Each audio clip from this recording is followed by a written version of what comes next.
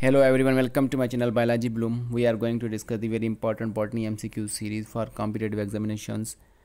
If you like the videos, kindly subscribe to my channel. Thank you.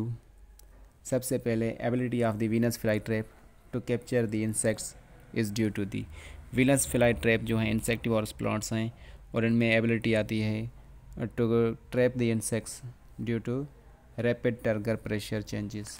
इनकी body में जैसे ही insects touch करते हैं तो उनकी बॉडी में रैपिडली जो टर्गर प्रेशर है वाटर का वो इंक्रीज़ हो जाता है, चेंज हो जाता है, उसी वजह से वो ट्रैप हो जाते हैं insects. During which stage the complete oxidation of glucose और the greatest number of ATP molecules formed from ADP. ऐसी कौन सी स्टेज है जिनमें सबसे ज़्यादा एडीपीज बनते हैं एडीपी से? तो वो होती है इलेक्ट्रॉन ट्रांसपोर्ट चेन, जिसमें 30 से 32 एडीपीज बनते हैं. Ectophilic siphonostyl is found in. Ectophilic and siphonostyl है क्या? Basically it is a type of still in which pith is in the center. It is surrounded by xylem and xylem is surrounded by phloem. So ये characteristic feature है Osmunda as well equisetum का. Option 2 इसका correct होगा. Next है which one of the following represents the edible part of the fruit of lychee. Lychee का fruit जो है, जो उसका एडेबल पार्ट है या पोर्शन है, वो कौन सा है? तो इट इज़ अ जूसी एरल. जिस तरह से हम पोमीग्रेनेट या अनार में जूसी एरल्स देखते हैं, तो इसी का भी जूसी एरल जो है वो एडेबल पोर्शन होता है. Carbohydrates the most abundant biomolecules on earth are produced bye.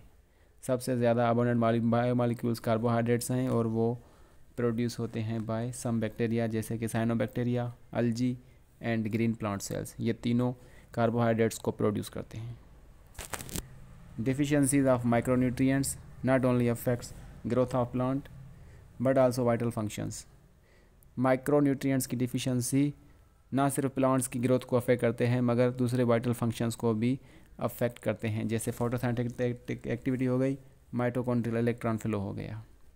तो नीचे एक दिए गई लिस्ट है, इनमें से कौन से ऐसे माइक्रोन्यूट्रिएंट्स हैं जो इन दोनों एक्टिविटीज़ को अफेक्ट करेंगे?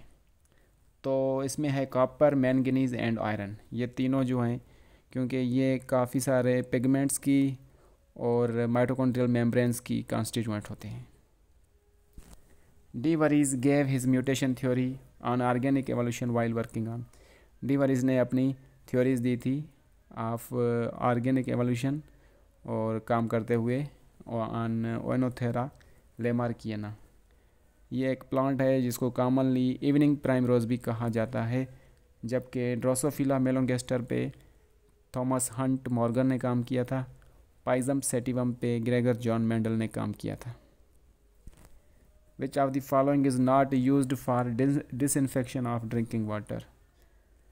Phenyl should not be used because क्योंकि फ़िनाइल जो है वो डिसइंफेक्टेंट तो है मगर इसका जो असर है, इसके जो केमिकल नेचर है वो वाटर में रह जाती है, जो कि हार्मफुल है और वाटर को अनफिट करती है फॉर कंजप्शन.